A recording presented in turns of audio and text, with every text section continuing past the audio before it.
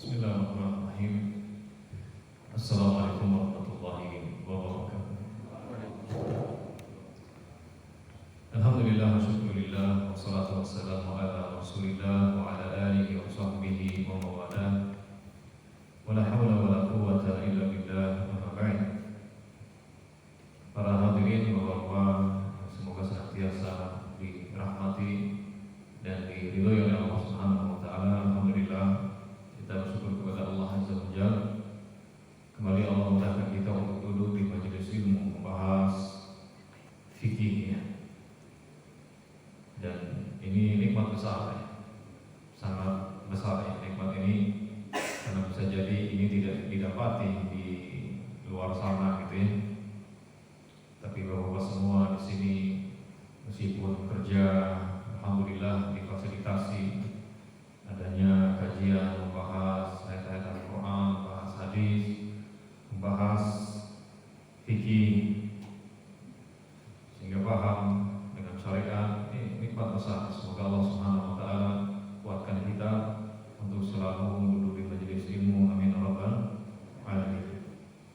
Baik hadirin yang berkenan Allah, kita akan bahas fikih haid. Ya, fikih apa? Fikih haid.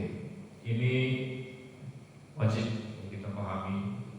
Bukan hanya wanita yang harus paham masalah ini, kita pun sebagai laki-laki harus paham. Kenapa? Karena kaitannya sangat erat sekali dengan hubungan kita terhadap istri kita. Saya beberapa waktu lalu di sini dan di tempat yang lain juga, ya, sering sekali ditanya tentang masalah ini, ya, oleh laki-laki yang bertanya. Menunjukkan ini penting sekali untuk kita ketahui. Banyak orang tidak memahami ini, akhirnya apa? Dia jatuh kepada dosa. Dia jatuh kepada dosa. Jadi harus paham tentang haid. Anak kita haid, ya, keluarga kita ada yang haid. Kalau kita paham, kita bisa mengajarkan kepada mereka sehingga bisa jadi pahala jariah juga. Baik hadirin yang dimuliakan oleh Allah, apa yang dimaksud dengan haid?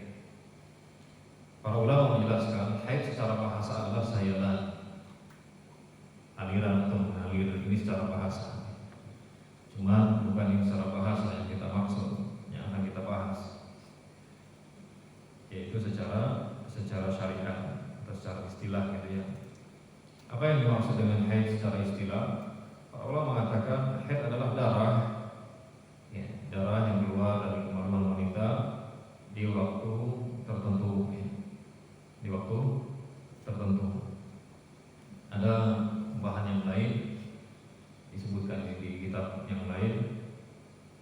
Darah haid adalah darah hitam atau darah merah kehitam-hitaman, bau busuk, keluar di waktu tertentu, ya, keluar dari wanita, ya, di waktu tertentu. Itu definisi yang disebutkan di kitab yang lain. Bagus juga ya definisi ini. Intinya adalah darah haid, yaitu darah, langsung disebutkan apa ciri-cirinya, itu darah merah kehitam-hitaman, kemudian bau, ya, bau apa? Bau busuk, keluar dari kemaluan wanita di waktu-waktu tertentu. Di waktu-waktu tertentu. Ini bukan karena melahirkan, ya. Karena melahirkan nanti tidak lagi itu nifas. Jadi kita akan bahas dulu terkait dengan darah haid. Baik hadirin yang dimuliakan oleh Allah,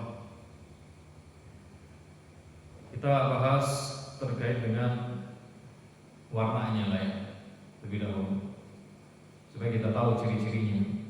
Berarti selain ini bukan darah haid, gitu.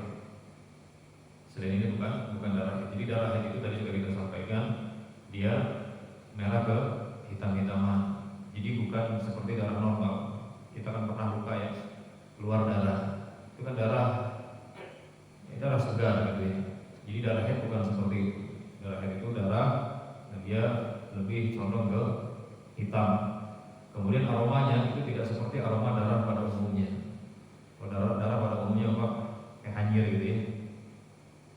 Adapun darah haid dia busuk, gitu, ya, yu'raf, dia sudah hitam, kemudian aromanya busuk. Baik. Kemudian ada ciri yang lain, kecoklat-coklatan, kecoklat-coklatan, kemudian yang lain kuning-kuningan. Ini biasanya keluarnya ketika apa? Ketika masih di waktu haid, cuman darah sudah tidak keluar. Jadi kalau seandainya bapak ditanya sama istrinya, ya, Pak masih keluar, Pak masih ada coklat-coklatan, maka dilihat dia sebelumnya haid, jawabannya iya. Kalau jawabannya iya, maka itu masuk kategori haid, darah haid. Kecuali dia sudah berhenti dari haid, bersih, tidak ada sama sekali darah haid, kemudian sempat mandi, kemudian besoknya keluar, maka itu nggak dianggap. Maka itu apa? Tidak dianggap. Jadi yang dianggap termasuk gitu ya, darah haid apabila masih di hari-hari haid gitu. Di hari-hari haid. Biasanya wanita 7 hari haidnya. Biasanya nggak mesti ya. Di wanita yang lain kadang 6 hari atau bisa lebih dari itu. Jadi kalau seandainya biasanya 7 hari, kemudian di hari kelima darah tidak ada, tapi masih ada apa? Coklat-coklatan. Diambil pakai tisu atau pakai kapas itu masih ada coklat-coklatan atau kekuning-kuningan, maka itu masih termasuk darah haid. Jadi jangan langsung digaskan gitu ya, jangan, karena masih apa? Masih haid. Kecuali betul-betul sudah bersih, tidak ada sama sekali darah, tidak ada sama sekali kuning-kuningan, kecoklat-coklatan, tidak ada, pokoknya bersih, pakai tisu itu sudah bersih, tidak ada ya, atau sudah keluar putih-putih gitu ya, cairan putih, maka itu berarti sudah bersih. Kemudian mandi. Nah, ketika sudah mandi selesai, ternyata besoknya masih apa? Kemudian besoknya ternyata keluar coklat-coklatan, maka itu tidak teranggap sebagai darah. Kita akan sampaikan. Baik, hari ini yang dimulakan oleh Allah itu terkait dengan warnanya gitu ya, dengan warnanya. Nah, adapun waktunya tadi sudah kita sampaikan, ada yang 7 hari, ada yang apa? Ada yang 7 hari, ada yang 6 hari, maka kita katakan tidak ada batasannya. Pokoknya tidak ada batasan tertentu untuk harinya. Ini kembali ke kondisi si wanita itu. Di mana darah haid keluar berarti dia haid. Di mana darah tidak keluar itu berarti sudah tidak haid. Intinya gitu Pak. Jadi al-hukmu yaduru ma'illatihi wujudan wa adama. Hukum itu ada atau tidak adanya tergantung ada atau tidak adanya illah. Illah itu sebab adanya hukum. Kapan seseorang dikatakan haid? Apabila keluar darah haid. Jadi ilahnya itu keluar darah haid. Berarti selama darah haid masih keluar, berarti dia masih haid. Katakan haid. Kalau darah sudah tidak keluar, betul-betul berhenti, bersih, tidak ada, berarti tidak apa? Sudah tidak haid. Bisa dipahami Pak ya? Sehingga nanti tidak bingung, karena sebagian wanita bingung Pak. Dia udah berhenti nah ini mandi. Lah 2 hari kemudian ada yang keluar di darah. Ada yang apa? Keluar darah. Maka gimana? Kita katakan lihat darahnya. Lihat apa? Darahnya. Kalau ciri-ciri darahnya adalah ciri-ciri darah haid, berarti dia haid lagi. Berarti dia haid lagi. Kalau seandainya ciri-ciri darahnya bukan ciri-ciri darah haid, berarti itu darah istihadah namanya Pak. Darah apa? Darah istihadah. Apa Pak? Darah apa? Istihadah. Awas jangan sampai lupa istilahnya ini. Jadi ada darah haid, ada darah istihadah, ada darah nifas. Kita akan bahas sendiri. Darah istihadah itu ya darah, intinya darah normal gitu. Darah segar gitu, keluar dari kemaluan wanita. Karena ada sakit ya, ada sesuatu di rahimnya akhirnya keluar. Nah, kalau wanita istihadah dia tidak dinilai sebagai haid, tidak dinilai sebagai wanita haid, dia masih harus sholat, ya masih harus puasa kalau di bulan Ramadan gitu ya. Ini Ini kalau darah istihadah. Makanya jangan langsung menilai dirinya haid. Ya, seorang wanita jangan langsung menilai dirinya haid. Lihat dulu darahnya, darah apa yang keluar. Ya, darahnya seperti apa ciri-cirinya. Maka kita katakan kalau seandainya sudah 7 hari berhenti, kemudian mandi, udah benar-benar bersih, pakai tisu ya, diiduin bersih, nggak ada, pokoknya benar-benar bersih, berarti dia sudah berhenti. Maka dia mandi. Kalau masuk waktu sholat, yaudah dia sholat. Kalau mau melakukan hubungan disilakan. Penting sudah mandi. Nah kalau seandainya 2 hari kemudian keluar darah lagi Pak, maka gimana Pak? Dilihat dulu darahnya. Aduh mas, waktu merah mas. Kan itu contohnya. Ya bapak-bapak, coba dilihat dulu darahnya. Kalau ternyata darahnya ciri-cirinya apa? Hitaman, itu udah jelas. Berarti dia darah haid. Berarti dia haid lagi. Maka bapak-bapak bersabar. Oke. Dan kalau seandainya yang keluar kecoklatan, coba saya tanya Pak, masih haid atau sudah dianggap apa tidak? Ini sudah bersih. 2 hari keluar coklat-coklatan. Terus termasuk kan ya? Tidak. Kalau sudah bersih terus 2 hari keluar coklat-coklatan, enggak dianggap. Gimana Pak? Oh ini ngantuk-ngantuk ini. Ini pembahasan memang agak butuh serius ya.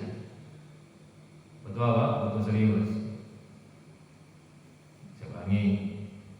Kalau wanita dia, atau kaidahnya gini, saya ulangi lagi kaidahnya, saya ingatkan lagi. Pokoknya selama darah haid keluar dengan ciri-cirinya, berarti wanita itu haid. Kalau darah haidnya berhenti, tidak keluar, berarti dia sudah tidak haid. Tapi harus dipastikan berhentinya di sini bukan sekedar berhenti, tapi betul-betul pastikan, nggak usah buru-buru. Pastikan pakai apa? Pakai tisu kah atau pakai kapas kah? Ya, itu ciri-cirinya bersih, berarti sudah terputus. Nah, kalau sudah berhenti, kata Allah, pas sudah mandi, kemudian besoknya keluar atau ada kecoklat-coklatan, dianggap tidak dianggap. Ingat kalau sudah bersih, kemudian 2 hari atau sehari kemudian keluar coklat-coklatan, maka tidak dianggap haid. Ya, wis gas nawae, ini nggak apa-apa kalau memang mau berhubungan. Baik, sekarang kalau 2 hari kemudian keluar darah, maka gimana Pak? Dicek dulu darahnya. Kalau darahnya segar gimana Pak? Apakah luka? Itu berarti darah istihadah. Kalau saya darahnya kehitam-hitaman, nah berarti dia haid lagi. Ya, berarti dia apa? Haid lagi. Jadi waktunya itu nggak bisa kita batasi 6 hari atau 7 hari. Bisa. Ya, karena wanita berbeda-beda. Cuman umumnya 7 hari, ada yang 6 hari, ada yang 8 hari. Baik. Ada yang di awal bulan, ada yang di tengah bulan, ada yang di akhir bulan. Nah ini ada di antara wanita itu yang punya kebiasaan seperti itu. Baik. Nah sekarang gimana kalau kasusnya wanita istihadah terus? Wanita apa? Istihadah terus Pak. Ada Pak, sahabiat Pak, sahabiat. Seingat saya Hamnah binti Jahsh, 7 tahun Pak istihadah terus. Apa tadi istihadah Pak? Keluar getih, keluar darah. Selama 7 tahun bayangin Pak, keluar darah terus. Nah terus gimana? Kan wanita itu pasti di setiap bulannya ada masa haidnya kan? Ada masa haid. Dia nanya kepada Rasul. Akhirnya Rasulullah kasih apa? Rasulullah kasih apa? Ini kalau kondisinya seperti ini Pak ya. Kalau kondisinya haid istihadah terus, berbulan kan ada wanita gitu sakit dia, bermasalah keluar terus Pak. Coba bayangin ya ribetnya, kemudian terganggunya itu luar biasa. Suaminya juga kasihan gitu, darah terus. Tapi darah istihadah. Maka kalau terjadi seperti ini, ini bimbingan dari Rasulullah, maka coba ingat ada kebiasaan nggak sebelumnya? Berapa hari dan di awal, di tengah atau di akhir? Kalau seandainya dia punya kebiasaan 6 hari di awal bulan, maka dia anggap dirinya di awal bulan haid. Dianggap dirinya di awal bulan haid. Ini ingat Pak, kalau darah istihadah keluar terus nggak berhenti Pak, selama berbulan-bulan, selama berbulan-bulan karena sakit. Ada orang seperti ini ya, usaha dia. Kalau dia punya kebiasaan di tengah bulan, tanggal 12 sebenarnya, selama 6 hari 7 hari, udah dia anggap dirinya haid. Jadi di saat itu dia nggak sholat, dia nggak puasa kalau bulan Ramadan, dia nggak berhubungan. Seperti itu. Ini kalau kondisinya seperti itu. Kalau dia nggak punya kebiasaan, pokoknya acak, kadang di awal itu, maka dia tanya ibunya atau adiknya atau kakaknya, karena biasanya nggak jauh.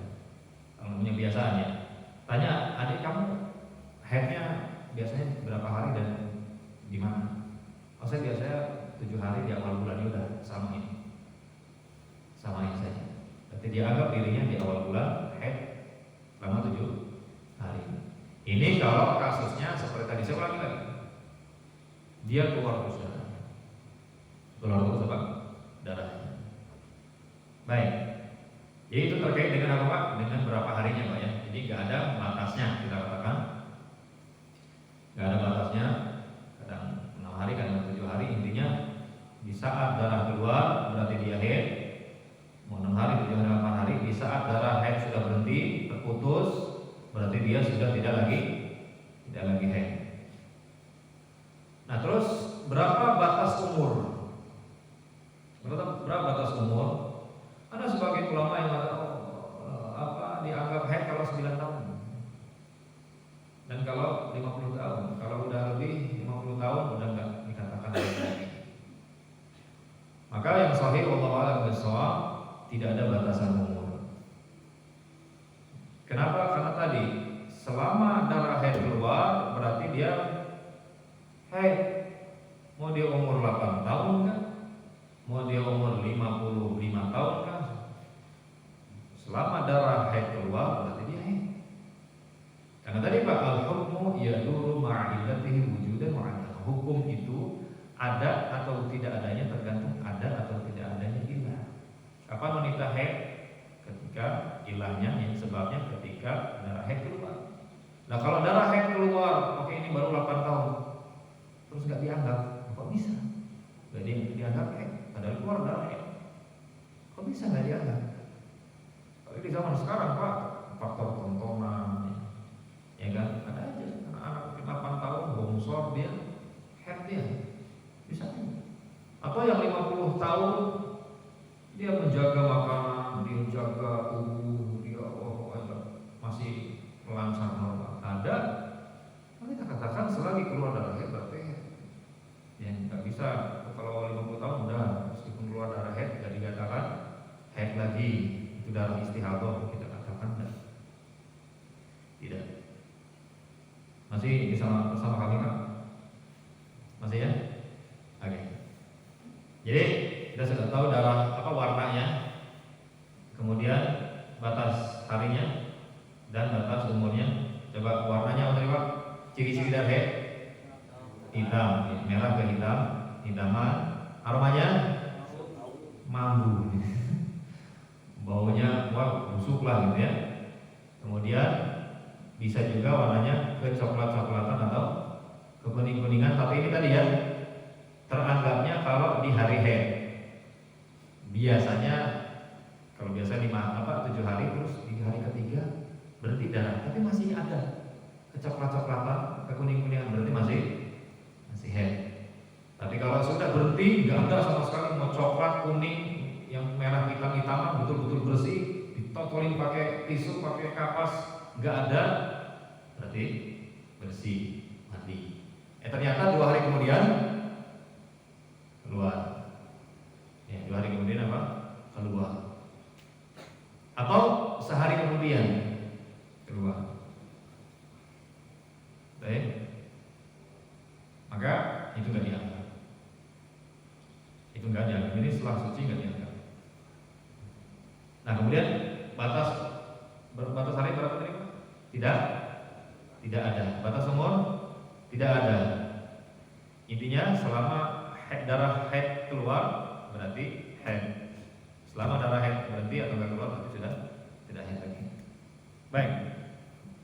Hadirin yang dimuliakan oleh Allah, kita sekarang bahas terkait dengan yang diharapkan bagi apa? Bagi wanita yang haid. Yang diharapkan bagi wanita yang haid. Yang pertama, hadirin yang dimuliakan oleh Allah adalah sholat. Jelas ya, kita semua paham. Di wanita haid tidak boleh sholat dan tidak perlu sedih karena ada sebagian wanita yang dia sangat ingin menjaga sholat. Kalau haid nggak perlu sedih karena pahala tetap dapat full. Tetap apa? Dapat full, nggak usah sedih karena itu ketetapan Allah Subhanahu wa Ta'ala. Jadi ini yang pertama, tidak boleh sholat dan tidak ada qadha, tidak mengqadha sholat. Jangan seperti khawarij. Khawarij mereka memerintahkan istri-istri mereka untuk qadha sholat karena saking seriusnya ibadah gitu ya. Tidak benar. Jadi tidak boleh sholat. Kemudian berikutnya kita singkat saja, tawaf. Tawaf, tidak boleh tawaf. Contohnya ada bapak ibu umroh gitu ya, masuk ihram, kata Allah istrinya haid, makanya sudah dia tunggu dulu. Nanti dia tawafnya kalau udah bersih tunggu dulu di hotel apa gimana gitu ya. Kalau udah selesai nanti baru setelah itu tawaf dan lanjutkan sa'i, halul. Jadi tidak boleh tawaf, tidak boleh sholat, tidak boleh tawaf. Kemudian berikutnya tidak boleh puasa, tidak boleh puasa. Dan kalau lagi puasa batal puasanya. Jadi kalau ada wanita sebenarnya jam 5 menjelang berbuka keluar darah, qadarullah. Jangan sedih, jangan apa? Jangan sedih. Dia nggak tahu sedih apa. Apa malah alhamdulillah ya Allah. Ya Allah kenapa nggak dari tadi gitu ya? Ya betul. Baik. Jadi istirahat, dia nggak boleh puasa tapi harus mengqadha kalau puasa. Ada dalil yang menunjukkan dia harus apa? Harus mengqadha. Dari puasa istirahatnya. Jadi boleh makan minum ya. Kalau lagi haid tapi jangan kelihatan lah. Tentang haid dia makan di luar gitu ya, di depan pintu, enggak. Makan di dalam aja. Intinya orang yang boleh tidak berpuasa, dia boleh makan terserah, cuman jangan apa, jangan sampai di luar, di dalam aja. Dia usahakan sembunyi. Kecuali musafir ya, gimana lagi mau sembunyi di WC? Ya enggak, dia makan aja. Dan orang yang safar juga terus menjaga puasanya atau dia mau puasa ya nggak perlu dia mengkritik gitu ya, malah nggak puasa gitu ya. Padahal ya dibolehkan kalau dibolehkan. Ya. Tapi di warung makan orang lagi puasa dia malah makan ya nggak apa-apa. Mungkin boleh musafir nggak perlu. Jadi tambah soal lebih puasa. Baik, jadi nggak boleh menerima pertama tadi. Nggak boleh sholat, kemudian nggak boleh tawaf, nggak boleh puasa. Dan berikutnya tidak boleh wudu, tidak boleh berhubungan intim, tidak boleh apa? Berhubungan intim. Ya, bagikan ember masuk ke dalam sumur nggak boleh, dilarang di dalam agama kita. Jangan sampai kita seperti mereka-mereka. Jadi Islam itu luar biasa tengah-tengah. Berbeda sekali dengan orang-orang Yahudi dan Nasrani. Orang Yahudi Ya, orang Yahudi dan Nasrani ini, mereka ini suka bertentangan terkait masalah ini contohnya, terkait dengan wanita haid. Orang Yahudi mereka memboikot, mengarantina gitu ya, istri-istri mereka, anak mereka yang perempuan ketika haid. Nggak diajak makan, nggak diajak tidur bareng, pokoknya dikarantina, dijauhi. Karena mereka anggap kotor, najis. Orang Yahudi, boro-boro mau melakukan hubungan intim, makan bareng aja enggak. Orang-orang Yahudi. Yang orang Nasrani, Nasrani gitu ya, mereka terabas terus, nggak ada lampu merah, supaya gas. Orang Islam Pak, isna'u kulla syai'in illa nikah. Lakukan apa saja kecuali berhubungan intim. Maksudnya kecuali di kemaluan gitu. Lakukan apa saja, ini bantahan bagi orang ya Yahudi. Orang Yahudi kan mereka enggak boleh bareng, enggak boleh makan bareng. Najis gitu kan. Ya, lakukan apa saja kata Rasulullah. Bantahan untuk Yahudi. Illa nikah, kecuali berhubungan intim. Bantahan bagi orang Nasrani. Islam tengah-tengah gitu Pak. Luar biasa. Makanya gitu, suka begitu mereka. Masalah Nabi Isa contoh Nabi Isa. Kata orang Yahudi Pak, ini contoh Yahudi ya. D gitu ya. Gimana menurut ente tentang Nabi Isa? Oh, anak zina, emaknya berzina, kata orang Yahudi. Wow, anak zina, emaknya berzina, ya, memalukan, kotor. Orang Yahudi. Orang Nasrani, anak Tuhan, emaknya emak Tuhan, ya. Orang Nasrani. Islam datang, Abdullah wa Rasulullah. Nabi Isa adalah hamba Allah dan utusan Allah. Dia hamba Allah. Bantahan bagi orang Nasrani. Dia hamba Allah, wahai Nasrani, jadi jangan kamu ibadahi. Dan dia utusan Allah. Bantahan bagi Yahudi, wahai Yahudi, ya dia hamba Allah, tapi ingat dia utusan Allah. Dia istimewa. Begitu. Tengah-tengah. Jadi yang tidak boleh adalah waktu itu berhubungan intim, artinya kemaluan ya, ini kemaluan. Adapun selain itu terserah mau jungkir balik ya terserah bapak-bapak ya. Yang penting jangan di kemaluan ya. Mau bercumbu kah, mau apakah, ya terserah. Yang penting jangan di kemaluan. Ya, berdasarkan hadis tadi ya, isna'u kulla syai'in illa nikah. Lakukan apa saja kata Rasulullah kecuali nikah, kecuali tadi. Nggak boleh juga didubur, nggak boleh, ya. Mentang-mentang lakukan apa saja dia di sini, nggak, terus di situ nggak boleh, haram hukumnya. Ada hadis yang lain melarang, ya ada hadis lain yang melarang, dilaknat. Ya.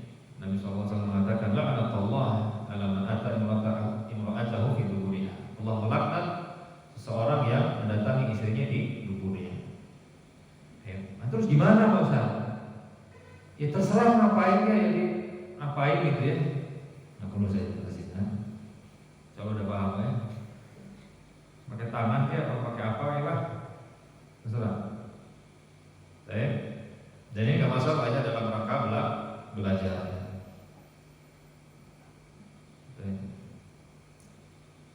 Selama masih pakai apa sama istri gitu ya nggak masalah. Yang penting jangan dikemalukan.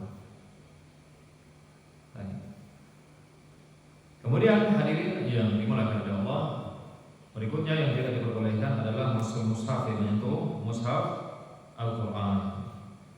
Ini termasuk dilarang, tidak diperbolehkan bagi wanita haid. Karena kata Nabi SAW, la yamassul Quran illa tahir. Tidak boleh menyentuh Al-Quran kecuali yang bersuci. Kecuali pakai sarung tangan, maka tidak masalah, atau pakai ini gitu ya. Ya. Atau pakai kerudungnya gitu bisa. Maka nggak masalah.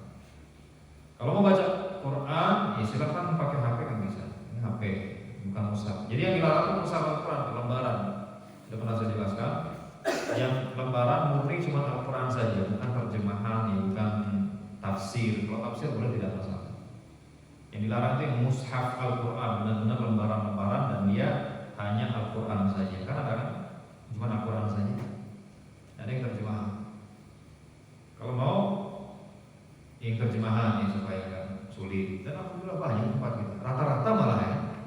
terjemahan, terus nggak apa.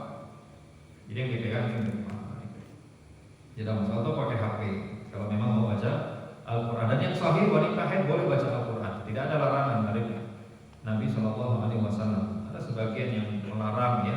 Maka kita katakan larangan itu adalah hukum syar'i. Dan hukum syar'i itu penetapannya harus ada dalil yang sahih lagi tegas. Dan tidak ada dalil yang melarang. Kalau dalil yang melarang menyentuh ada, tapi membaca tidak ada. Ya. Karena kasihan mereka yang punya hafalan atau ajar gitu. Kalau nggak boleh membaca. Oleh karena itu tidak masalah untuk membaca Al-Quran. Yang nggak boleh adalah menyentuhnya. Berdasarkan hadis yang sudah saya sampaikan tadi. Kemudian hadirin yang dimuliakan oleh Allah, berikutnya pembahasannya terkait dengan masuk ke dalam masjid. Apa hukumnya? Nah, ini ada silang pendapat di kalangan para ulama, tidak kita pungkiri ya, dan cukup panjang pembahasannya, perdebatannya, perselisihannya. Yang kesimpulannya, saya pribadi mengikuti pendapat ulama yang menyatakan tidak masalah selama darahnya terjaga, tidak tercecer gitu ya. Apa dalilnya? Dalilnya tadi sudah saya sebut sanksi terkait dengan tawaf.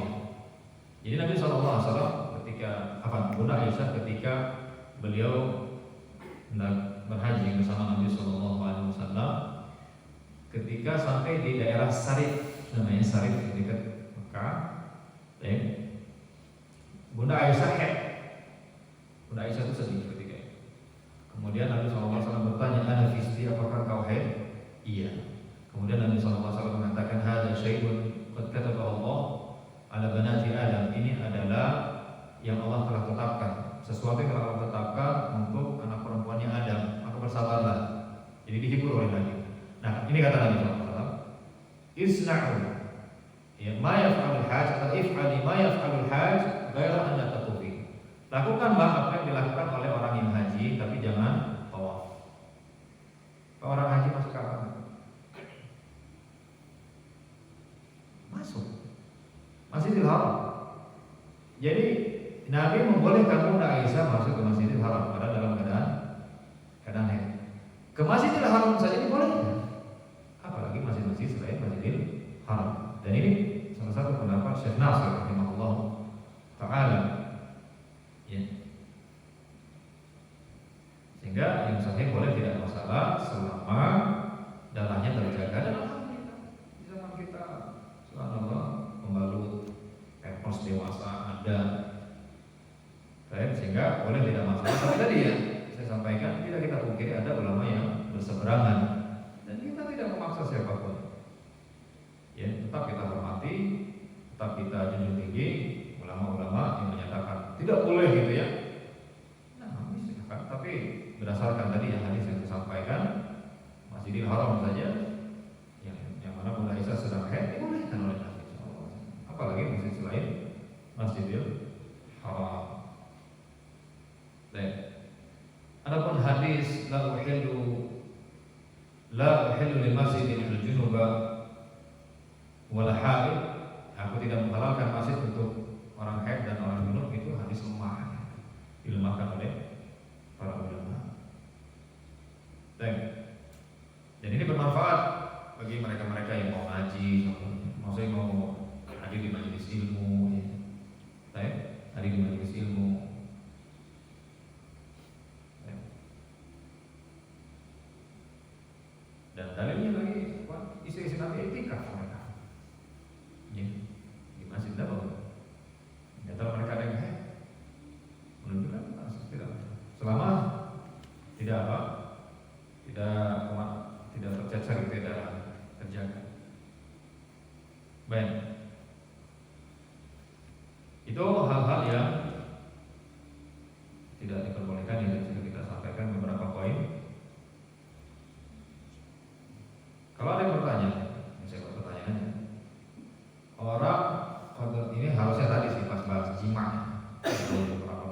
Kalau saya ada orang qadarullah karena udah nggak tahan nih syahwatnya menunggu-nunggu, dihajar juga istrinya, dihantam gitu ya. Artinya melakukan hubungan terus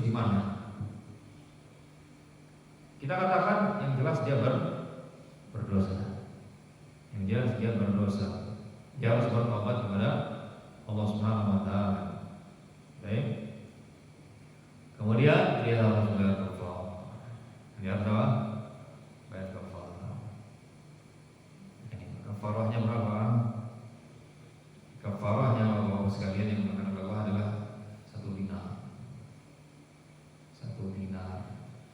1 dinar itu kurang lebih 4,25 gram. Berarti 4 gram berapa ya? Mahal. Sekarang pas mahal 2 juta berapa? 2 juta 400 ya. Sekitar kaliannya 4. Berapa? Belum yang 25 nya tadi ya, 0,25. Baik. Ada juga yang menyatakan setengah gram, setengah dinar. Dari riwayat gitu ya. Gimana? Ada yang 1 dinar, ada yang setengah dinar. Para ulama menjelaskan, kalau seandainya dia melakukan hubungan intimnya di saat deras-derasnya darah, maka 1 dinar. Tapi kalau sudah akhir-akhir, maka setengah dinar. Jadi setengahnya berapa tadi? Kan 1 dinar 4,25, jadi setengahnya itulah dipotongannya. Akhir. Itu terkait dengan apa? Kafarahnya. Maka hati-hati. Hati-hati qadarullah gitu ya. Dan udah lama yang 56 hari atau yang 70 hari pas cuti, aduh mas. Iya ini. Ya, betul lah. Ini kan bisa dengan cara yang lain. Baik. Oke, itu terkait dengan haid ya. Dari istihadah tadi sudah kita jelaskan. Kalau istihadah ingat Pak ya, istihadah dia wanita normal, intinya tetap harus puasa, harus sholat, harus apa? Harus sholat, dia boleh berhubungan intim. Kalau tegel suaminya ini nggak boleh, nggak masalah. Selama itu memang betul-betul darah istihadah. Oke, berikutnya terkait dengan nifas. Terkait dengan apa? Darah nifas. Waktunya singkat. Gila gue. Oke, kita buka ini saja tanya jawab aja. Ada Pak? Yang mau bertanya terkait dengan ini.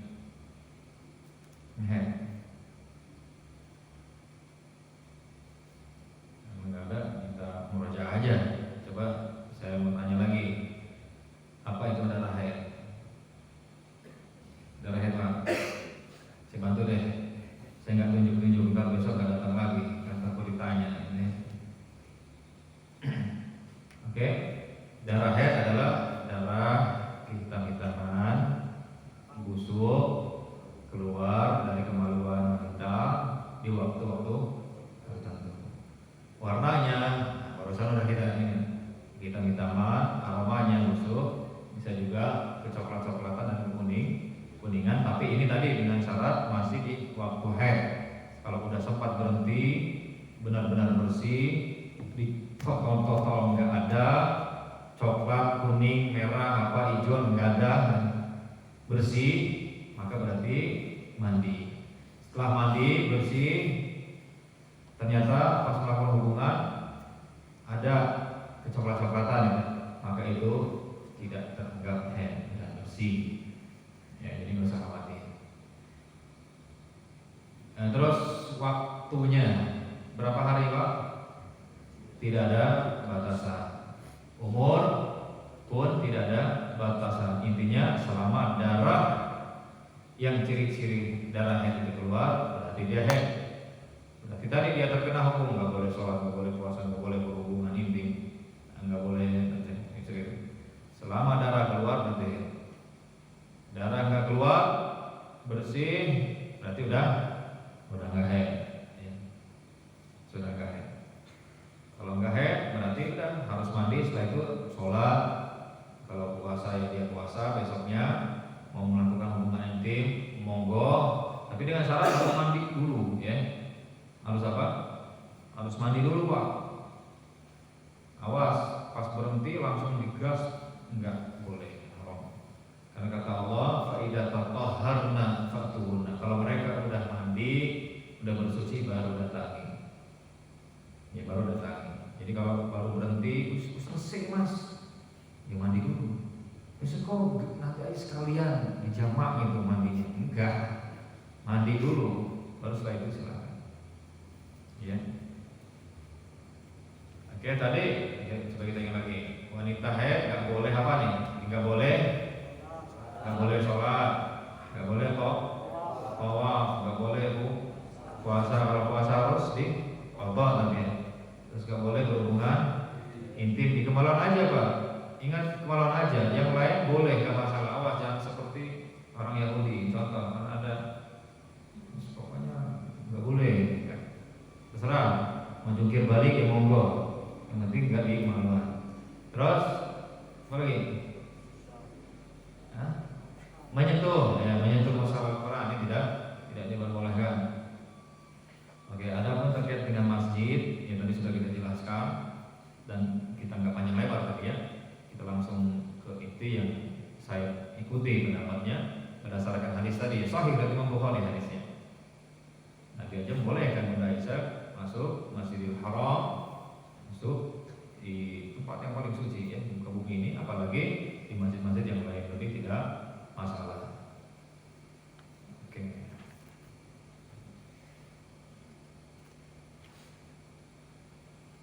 Baik. Kalau gitu kita cukupkan, insyaallah nanti di pertemuan kita bahas tentang melahirkan, fikih melahirkan. Ini penting juga, enggak kalah pentingnya fikih melahirkan. Karena semua kita dinilai punya anak atau bahkan tidak punya anak, ya harus paham ya.